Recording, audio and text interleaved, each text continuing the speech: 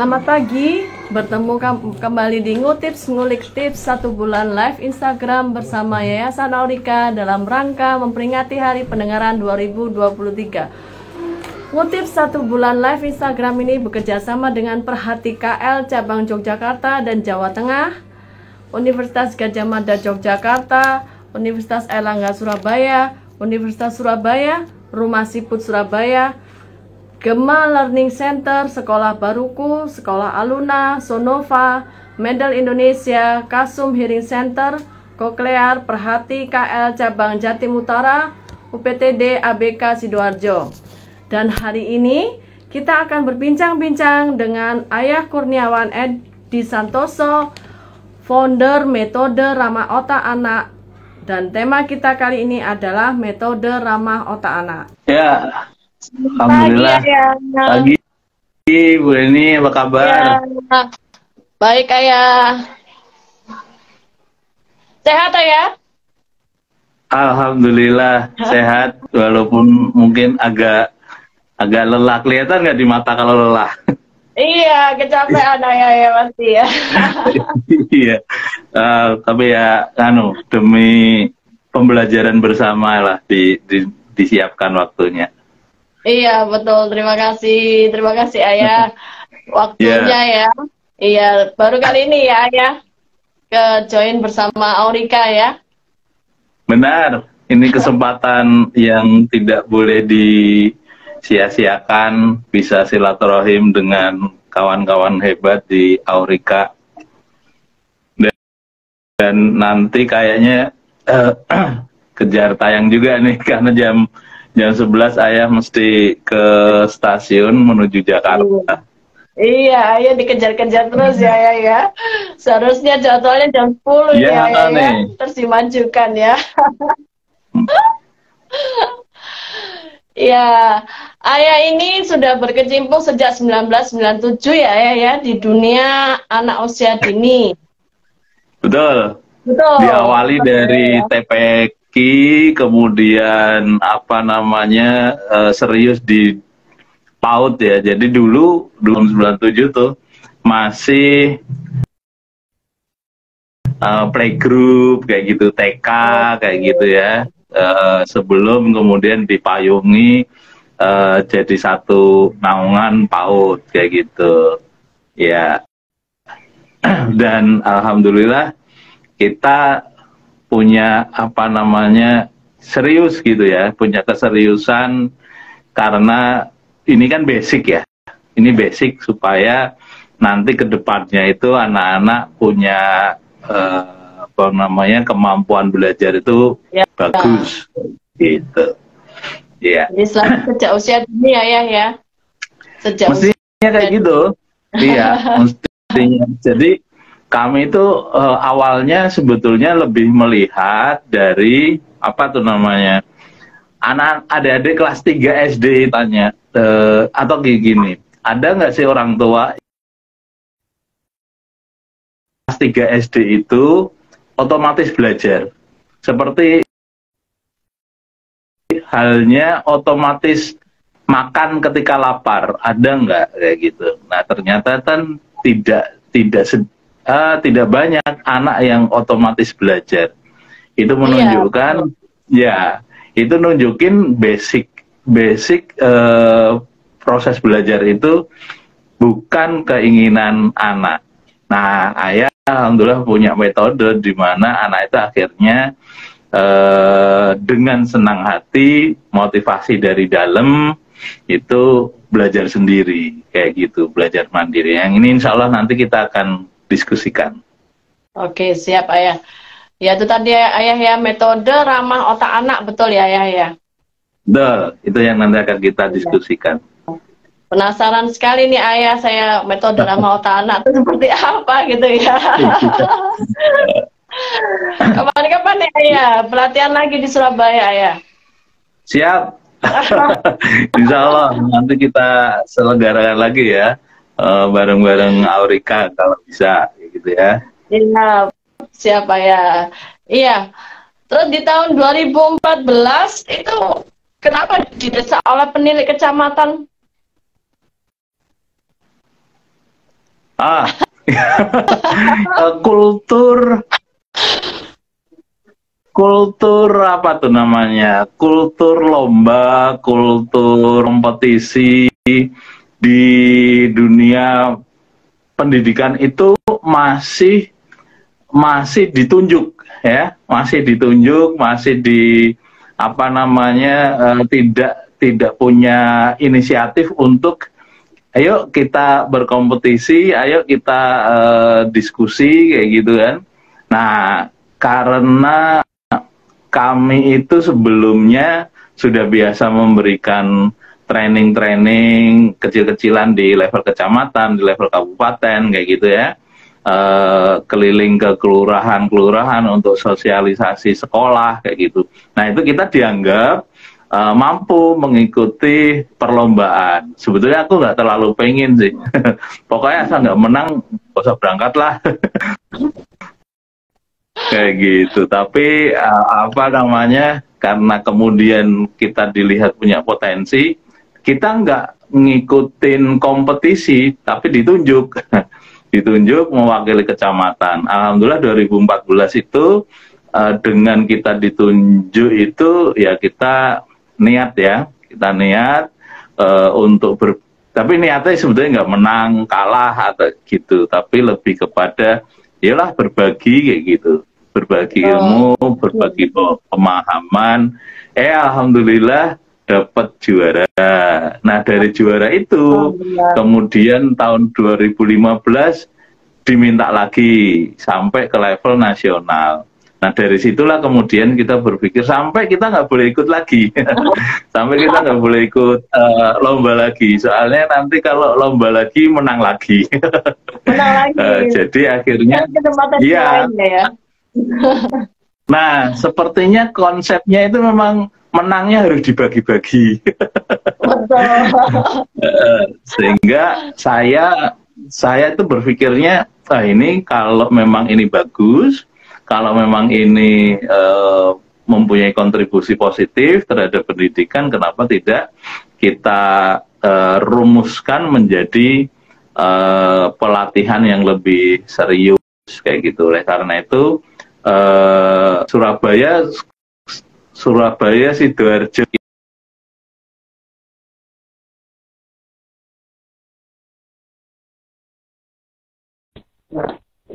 Iya, oke. ya. Yang jenengan Bu ini yang jadi panitianya kan juga pernah sekalian. Iya, pernah yang di itu ya, yang di mana sekolah apa itu kemarin itu ya? Ya itu sama Kak Iful ya. Saya lupa tuh sekolah apa itu dulu itu ya. Inci, agak jauh itu daerah Surabaya Barat sana. Saya juga lupa. Iya. Iya, makanya kami tunggu lagi ayah kedatangannya di Surabaya itu. Insya Allah siap. Jadi, ayah, ini kita kan penasaran ini ayah, metode ramah otak anak itu seperti apa Jaya? Iya, oke, kita langsung mulai aja berarti ya. Iya. Jadi metode ramah otak anak ini kita munculkan, kita tawarkan di dunia pendidikan karena banyak fakta atau fenomena sebetulnya simple aja, yaitu munculnya fenomena anak malas belajar. Ya, keluhan dari orang tua murid, keluhan dari guru, ini kok anak itu kitanya udah sayang, kitanya udah memberikan pengertian, tapi kok anak masih males ya, kayak gitu. Itu awal mulanya. Kemudian berikutnya banyak juga problem di mana hari ini anak belajar, besok lupa. Itu sering sekali muncul seperti itu. Iya. Kemudian juga adanya semacam orang tua atau guru itu gemes memberikan pembelajaran. Iya. Jadi apa yang namanya gemes tapi cenderung jengkel karena anaknya itu tidak responsibel kayak tidak memperhatikan, meleng kayak gitu. Nah, padahal sebetulnya sebetulnya anak Indonesia rata-rata pintar, rata-rata tuh pintar, sehingga yang kita kembangkan akhirnya adalah bagaimana anak ini mau termotivasi belajar, mau inisiatif belajar tanpa harus dipaksa-paksa. Nah, itu yang kita kembangkan. Dan ini sebetulnya bagian dari observasi ya. Jadi kita itu nggak mencoba istilahnya apa ya. Ini kita serius, kita terapkan kepada anak, responnya seperti apa, dan ini alhamdulillah menyenangkan hasilnya. Dari yang kita sudah laksanakan itu Bu Eni, untuk adik-adik yang anak usia dini, ya, anak usia dini sampai SMA. Kemarin kita sudah mendapatkan laporan dari anak usia dini itu 3 bulan tanpa dipaksa, ya, tanpa disuruh-suruh, anak itu selama 3 bulan jadi bisa pintar membaca tanpa belajar membaca. Jadi mereka nggak berasa, iya, mereka nggak berasa sedang belajar. Itu yang kita gunakan. Ya, jadi ramah otak anak itu sebetulnya menyelaraskan tujuan belajar dengan target belajar sekaligus dengan cara berpikirnya anak. Anak itu mikirnya kayak apa sih? Cara kerja otak anak itu seperti apa? Nah, itu kemarin terakhir di Sidoarjo juga, itu adik-adik yang punya masalah disleksia itu bisa tertangani, ya. Itu malah ibu kepala sekolahnya itu yang praktek itu adalah ibu kepala sekolah untuk syarat lulus S2. Nah, ini menarik. Kemudian yang terakhir kemarin ada laporan adik-adik SMA. Adik-adik SMA di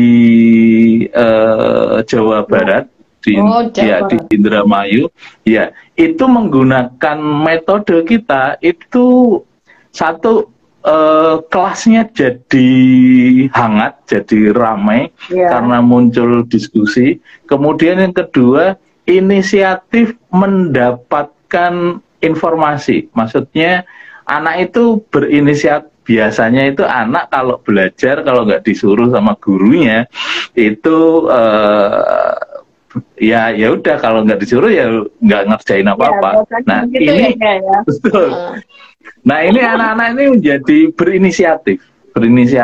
Bu guru hanya memberikan tagline atau memberikan perintah sederhana, kemudian anak itu mencari tahu, kemudian berani bereksperimen, dan yang terakhir berani presentasi.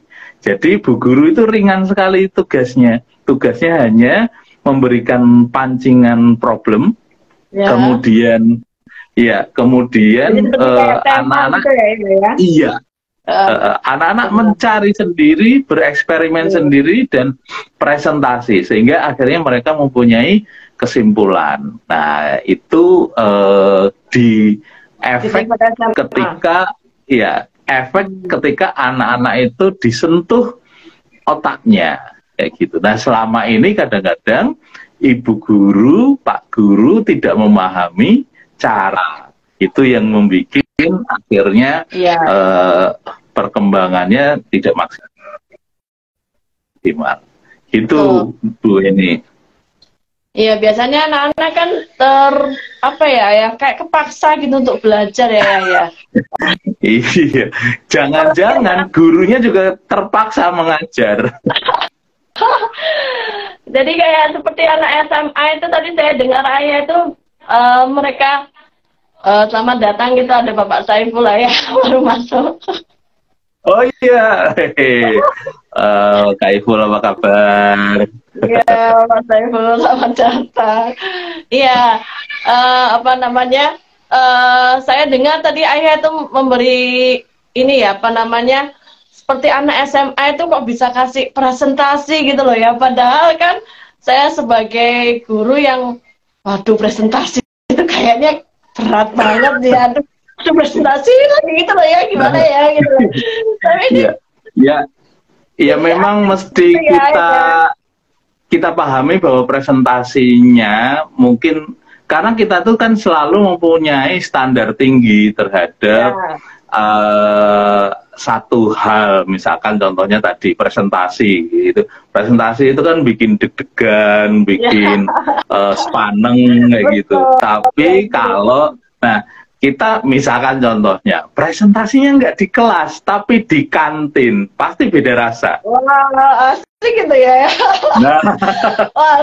Nah ini yang kadang-kadang kita itu tidak mempunyai sense atau rasa yang membuat nyaman tuh gimana sih, membuat semua teroptimalisasi bagaimana. Kadang-kadang kita menggunakan kalau presentasi ya di kelas, di ruangan khusus kayak gitu.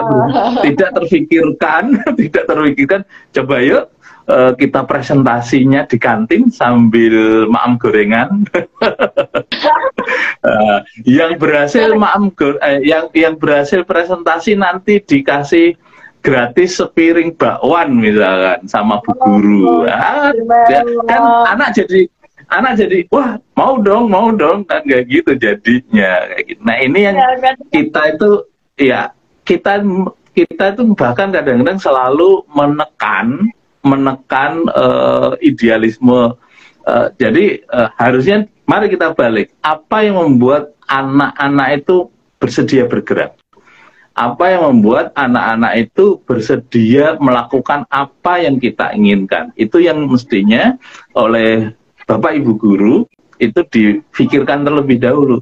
Jadi bahkan Bu Guru akhirnya tidak punya beban juga kayak gitu karena ini dilakukan dengan cara yang happy, tidak kepikiran sebelumnya kayak gitu ini. Betul, Bu Gurunya juga seneng ya kalau makan bakwan itu tadi. yang penting jangan kebanyakan karena harus diukur kolesterolnya, asam uratnya. Iya betul, karena faktor ya. Iya, berarti ini berarti sangat. Wow, saya kira itu cuma untuk anak usia dini saja. Ternyata untuk anak SMA pun juga sekarang sudah mulai ini mulai merambah ke situ gitu ya. Iya, awal mula dan sampai hari ini kita masih menggunakan masih fokus di anak usia dini. Tetapi dalam perkembangannya guru-guru di level yang lebih tinggi itu kemudian penasaran. Kok bisa, misalkan selama 3 bulan, kok anak bisa membaca? Bukan cuma bisa membaca, tetapi hobi membaca. Nah, banyak para pakar, banyak para pakar yang bilang di PAUD jangan diajarin calistung. Nah, kalau kenapa seperti itu? Karena guru PAUD tidak tahu cara mengarahkan. Jadi caranya itu masih bikin stres, caranya bikin males, caranya itu bikin anak yang hari ini belajar besok lupa, terus hari ini belajar besok bolos.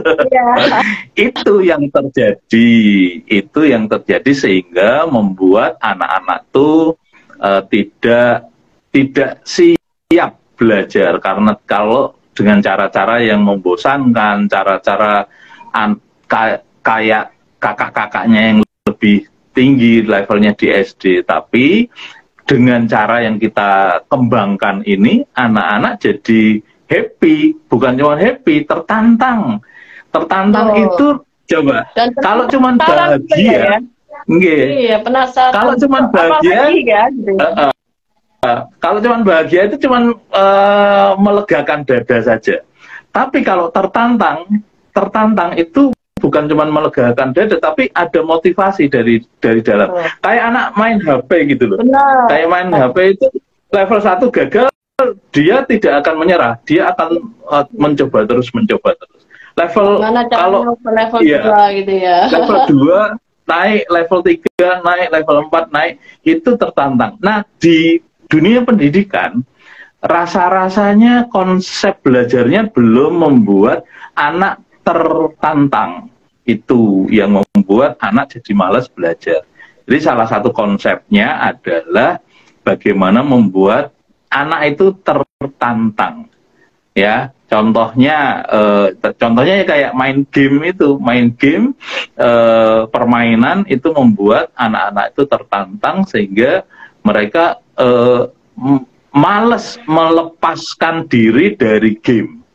Nah, itu yang guru jarang sekali merespon, bahkan kadang-kadang, ayo nak jangan sering-sering main game, jangan sering main game lah. Padahal game itu adalah apa namanya, kesenangan. Nah, kalau anak dilepaskan dari kesenangan, maka yang terjadi ya akhirnya malas. Tapi kalau anak itu terlibat dari kesenangan dia, keseruan dia, itu kalau belajar itu kadang-kadang kalau yang sudah menggunakan metode ramal otak anak itu resikonya ini Bu Eni. Apa? Bu Guru jangan selesai dulu, ayo diterusin. Kayak gitu. Belajar bisa nggak mau pulang karena asik, karena seru, karena sesuai dengan cara mereka berpikir. Itu. Ya. Tapi memang ada syarat-syaratnya ya supaya anak-anak itu bersedia belajar dengan cara yang kita kembangkan. Itu guru-guru harus mempunyai syarat supaya terpenuhi kesenangan belajarnya itu. Itu Bu Eni. Iya, itu tadi metodenya ya. Terus kalau untuk yang tadi saya dengar Ayah bilang diseleksi ya, betul ya? Berarti untuk anak yang berkebutuhan khusus lainnya juga bisa ya? Saya belum berani menyebutkan kebutuhan khusus yang lainnya yang belum pernah ada laporan. Jadi kami itu berani menyebut bila ada laporan. Ya salah satunya karena saya backgroundnya bukan dari terapis, backgroundnya hanya melakukan observasi dan pengamatan di lapangan. Nah ini yang memang jarang ya, guru PAUD observasi, guru PAUD melakukan penelitian, itu kita masih jarang. Guru SD pun ya jarang kayak gitu. Ya, nah betul, ya. Kami menggunakan media pembelajaran sebagai atau proses kelas itu sebagai observasi. Kita lihat perkembangan anak bagaimana, misalkan contohnya before and after, itu aja sebetulnya. Sebelum digunakan media ini hasilnya seperti apa, setelah media ini kita pakai hasilnya seperti apa, kita bandingkan, kemudian sering atau jarang munculnya itu kita catat. Nah itu yang membuat kami berani menyampaikan kalau disleksia menggunakan metode ini sudah ada yang berhasil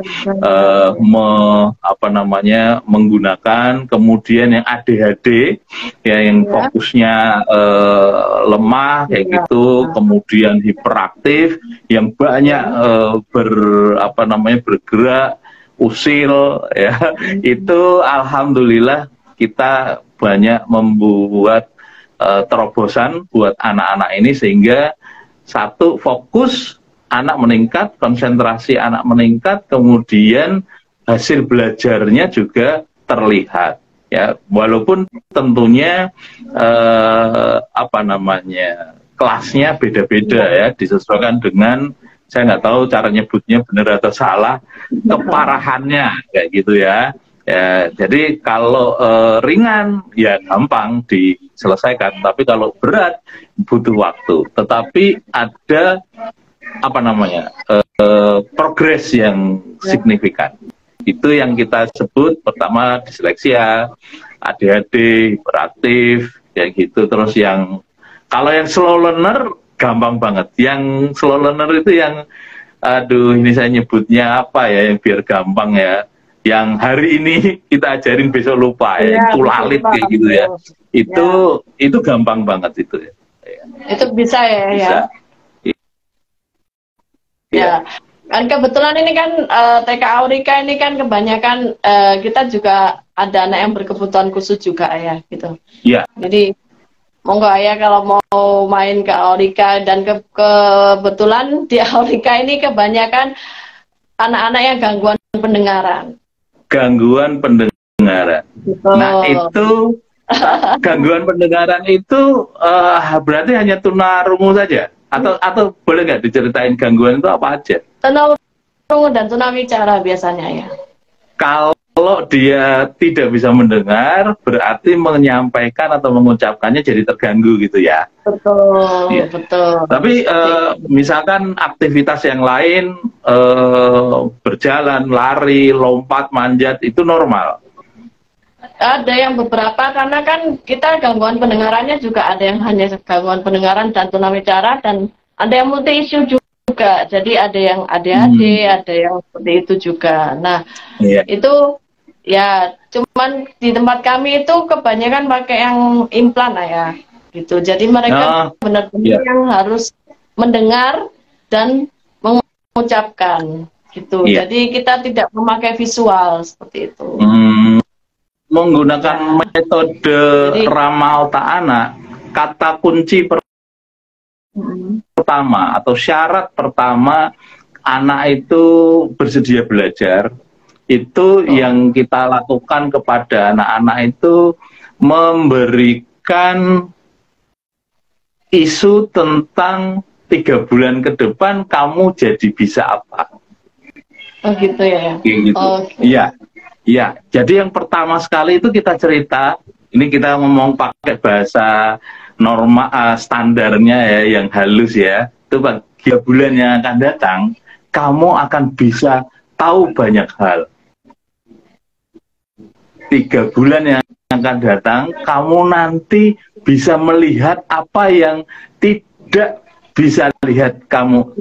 Jadi sekarang kamu nggak bisa lihat, tapi 3 bulan yang akan datang kamu akan bisa lihat banyak hal, kayak gitu. Jadi kita bikin tertarik dulu dengan isu atau ide 3 bulan. Iya, kayak gitu. Kamu tadi, sekarang kamu nggak bisa lihat, tapi 3 bulan yang akan datang kamu bisa lihat, dan kamu bisa lihat semua banyak hal, kayak gitu. Itu cara sederhana. Itu yang pertama. Kemudian yang kedua, kamu tidak bisa tersesat lagi. Kamu nggak bisa tersesat. Kalau kamu nanti jalan ke mall, jalan ke pasar, itu nanti kamu bisa pulang lagi. Bisa pulang sendiri bahkan.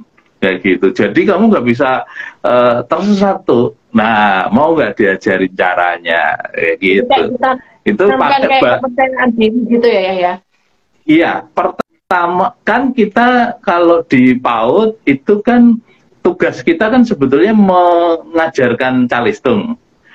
Nah, kadang-kadang orang itu nggak paham ya, belajar calistung itu buat apa. Gurunya nggak paham, orang tuanya nggak paham, apalagi anaknya. Orang tua itu cuman ngomongnya kayak gini. Pokoknya ajarin calistung deh, kan nanti di SD harus bisa baca. Nah, harus bisa membaca, itu kan bukan urusan anak-anak. Jadi urusannya bisa baca itu kan urusannya guru, urusannya orang tua. Sedangkan anak tidak punya, ya ini buat apa sih?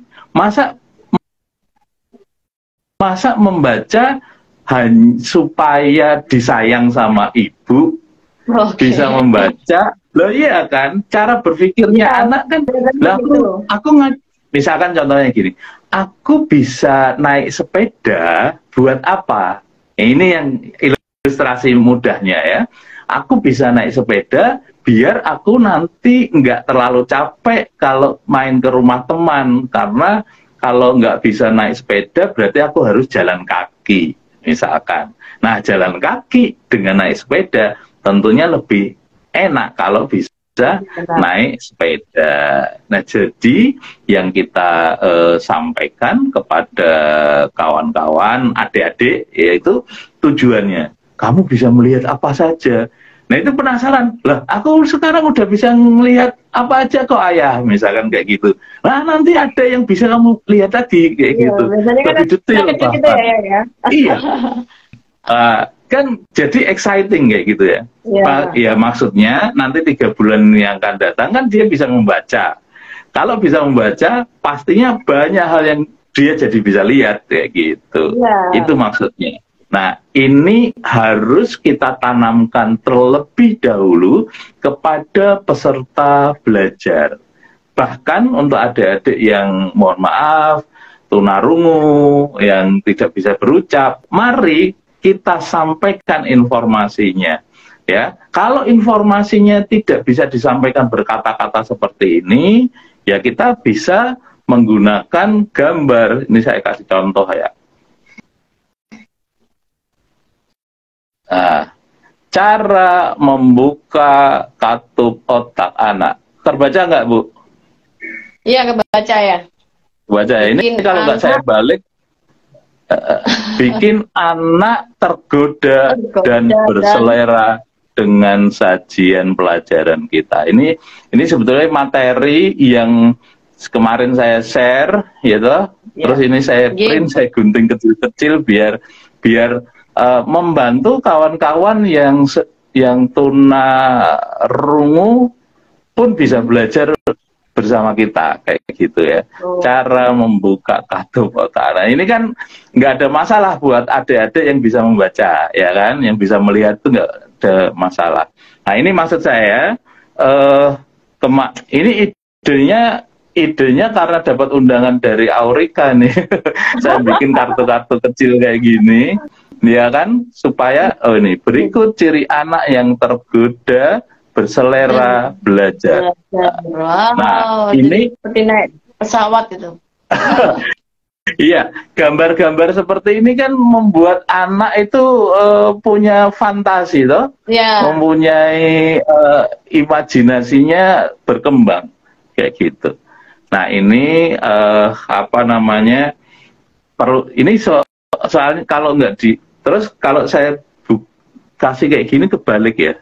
Ini kebalik ya. Oh ya, berarti ya harus seperti tadi. Nah, itu Bu Eni, bagaimana cara kita membuka katup otak anak pada saat anak belajar, maka ya boleh kita ngomong 3 bulan yang akan datang, boleh kita ngomong 1 bulan yang akan datang, boleh kita bilang 1 tahun yang akan datang, kamu mau jadi apa, kamu bisa apa, itu harus dikonkretkan secara visual untuk anak-anak yang tahapannya, yang cara berpikirnya masih sederhana,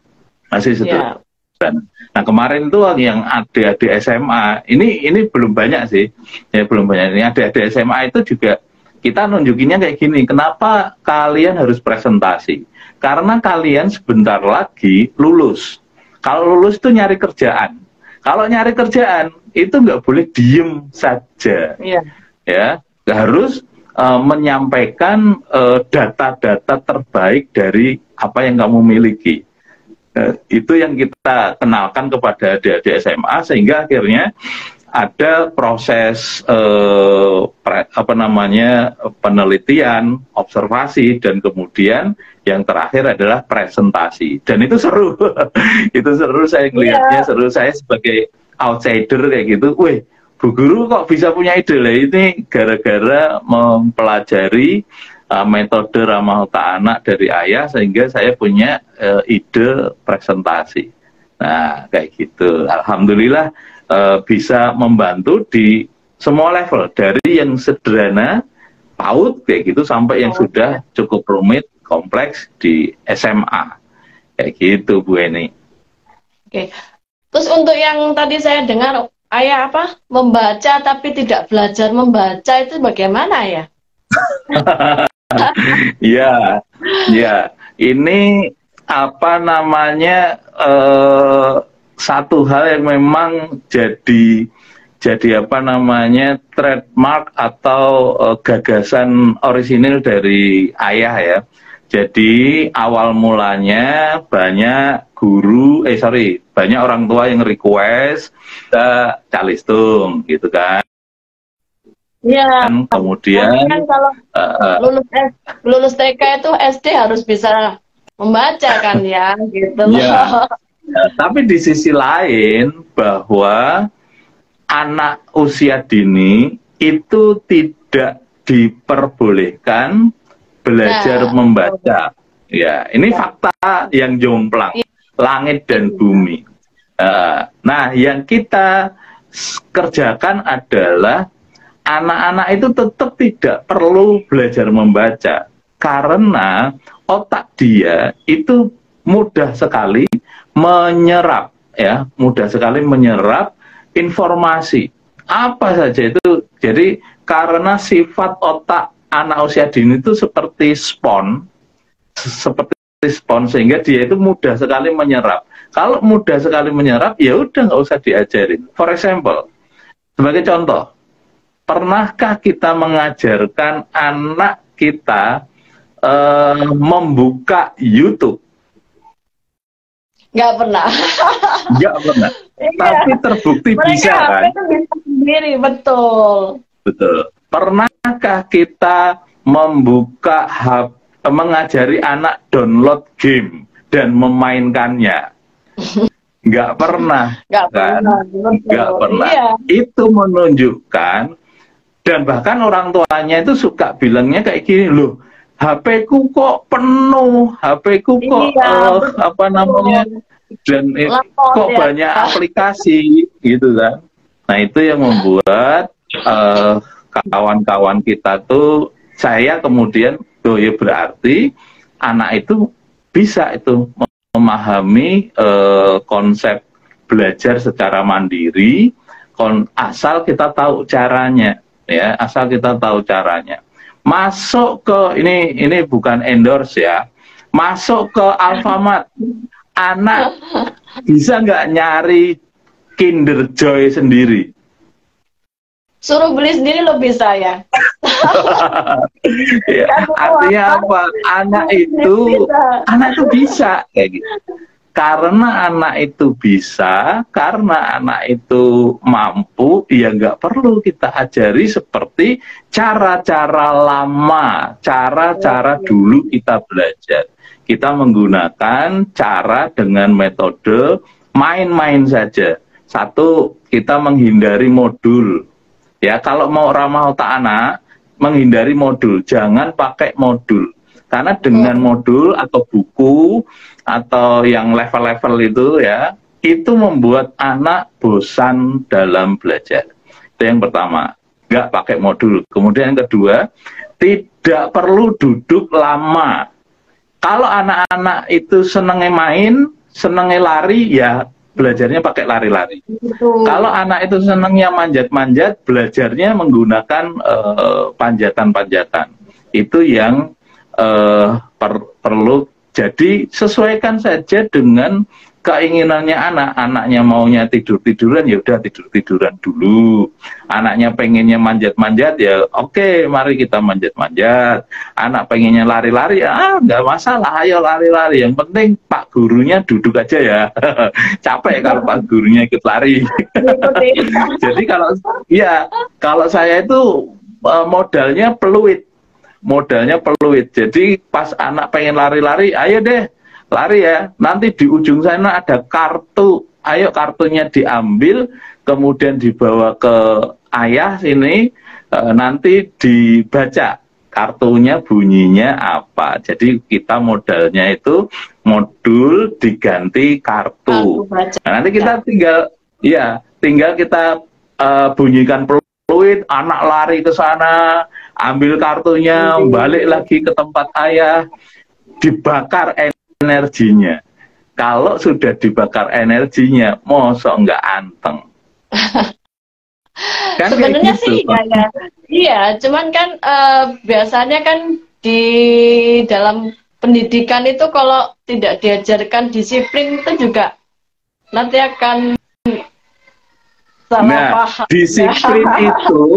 disiplin itu memang harus kita maknai. Rame gitu loh. Iya, kayak gini. Yang namanya disiplin itu kan mengikuti instruksi. Bersedia mengikuti instruksi. Kalau anak-anaknya kita tiup peluit, prit, kayak gitu. Terus dia lari menuju apa yang kita perintahkan. Kemudian diprit lagi, terus dia balik lagi. Itu kan yang namanya disiplin. Kalau yang namanya disiplin itu duduk tenang, bagaimana tentara? Kita sama tentara lebih disiplin mana coba? Tentara itu disuruh lari ya lari, disuruh duduk ya duduk, disuruh tiarap ya tiarap, disuruh menjaga negeri ini dari serangan musuh, mengorbankan jiwa dan raganya, berani loh. Dan itu yang namanya disiplin tingkat tinggi, ya kan? Nah, ini yang kadang-kadang tidak dipikirkan sama pendidik. Pendidik itu ukuran disiplin angger duduk anteng, ya. Kalau mendengarkan bu gurunya, ya kalau bu gurunya suaranya kayak Agnes Monica ya mungkin didengar. Iya kan? Kalau pak gurunya modelnya kayak siapa namanya? Ya, kayak Duta Sheila on Seven kayak gitu, suaranya akan didengar. Lah kalau kita standar-standar saja, maka disiplin itu bukan pada apa namanya personal, tetapi pada sistem. Nah ini yang kadang-kadang tidak dipahami. Jadi pengennya bu guru diliatin, terus dinurutin, terus ya itu bahkan jadi capek. Bu gurunya capek, anaknya juga capek.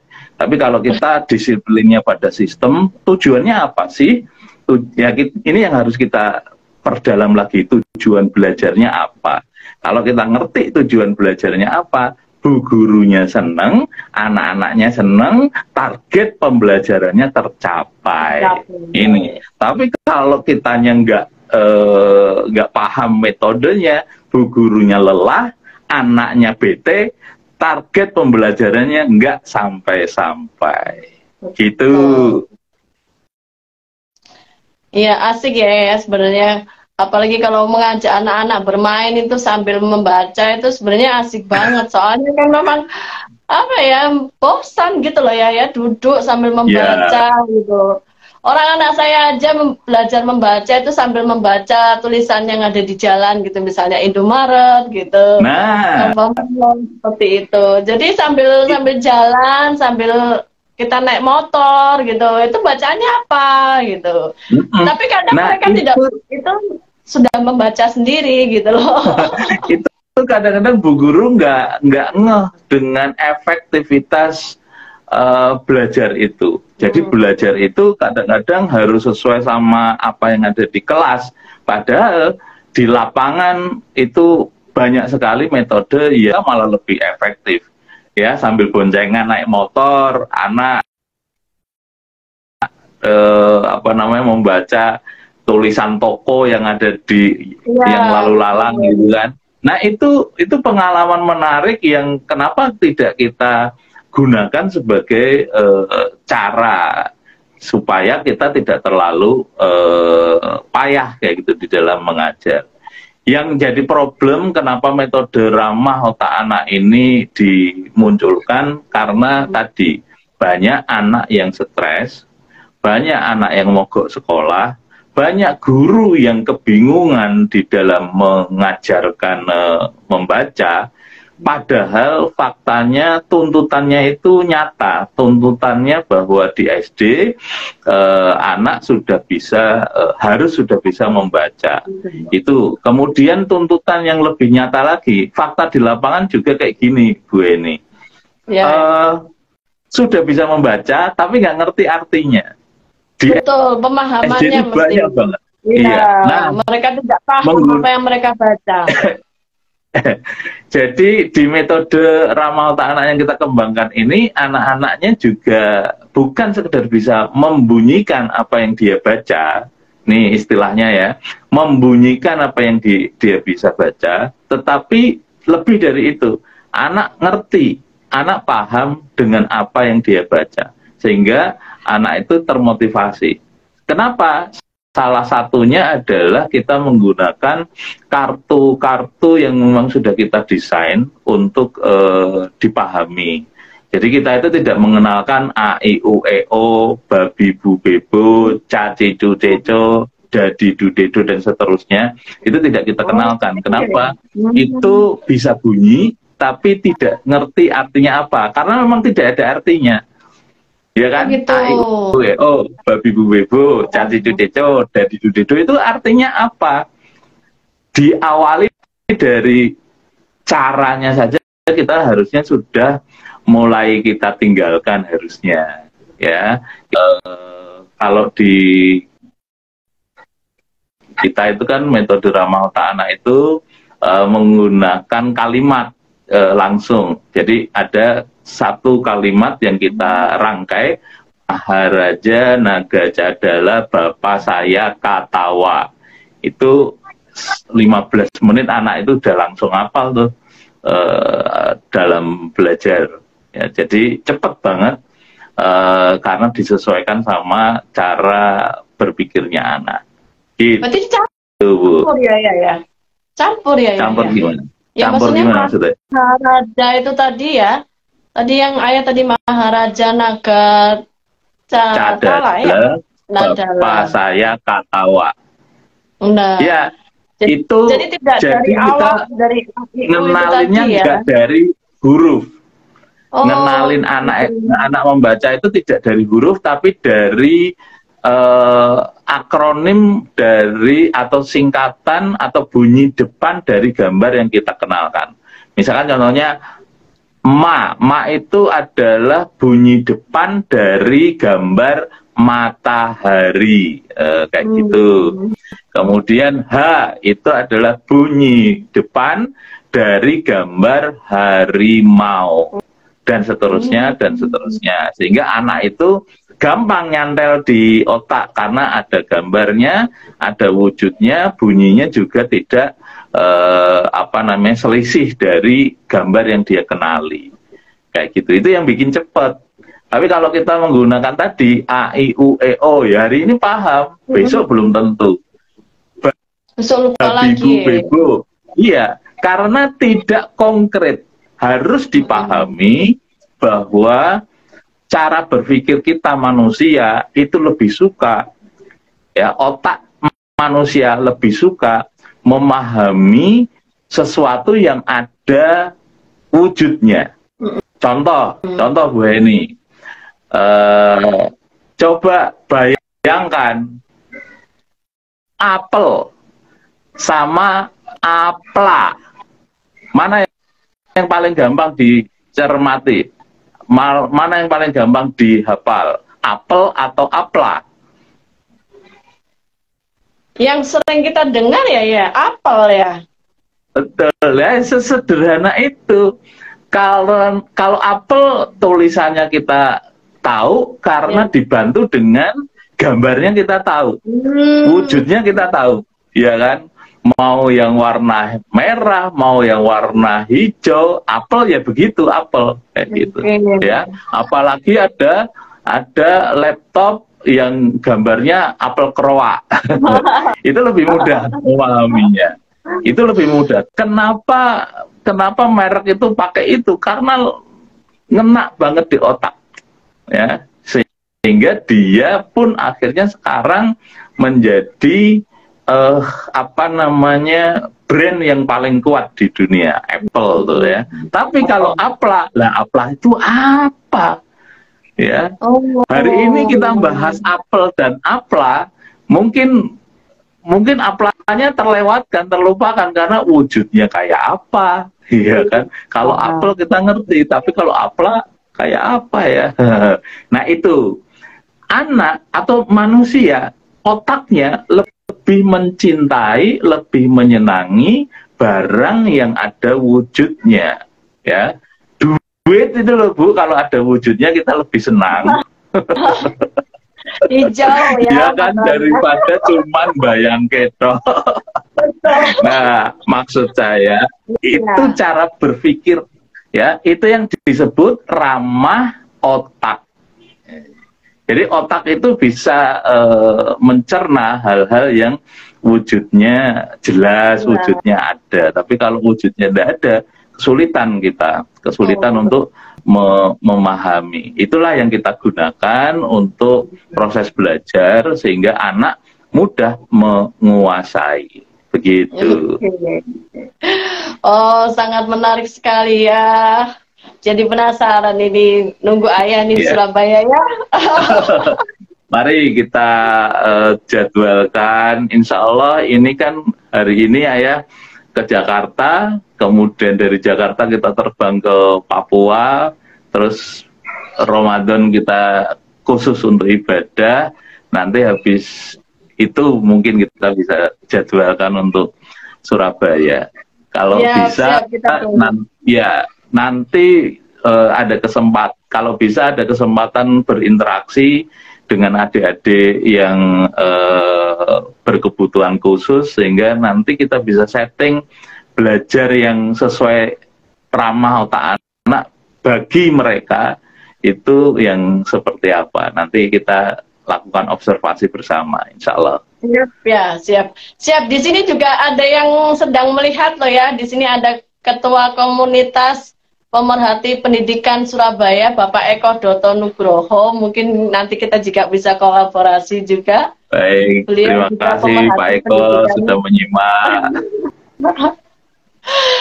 Ya, oke, terima kasih sekali Ayah. Wah, sangat benar, saya sebagai guru kayak tertampar. Aduh. Jadi metode kita saling mengingatkan. Iya. Jadi metode saya dalam pembelajaran masih belum ramah otak anak, masih metode lama. Metode lama ya. Belajar ya, masih banyak belajar sama ayah ya. Terima kasih ayah. Sama-sama. Gue ini mudah-mudahan ada sedikit manfaat yang kita sampaikan untuk kawan-kawan. Iya. Insya Allah. Dan ini mau kita tunggu kedatangan ya. Tidak bisa tuntas karena mesti ngejar kereta ini. Kereta ya. Oke, terima kasih ayah. Terima kasih sekali. Assalamualaikum warahmatullahi wabarakatuh. Waalaikumsalam warahmatullahi wabarakatuh.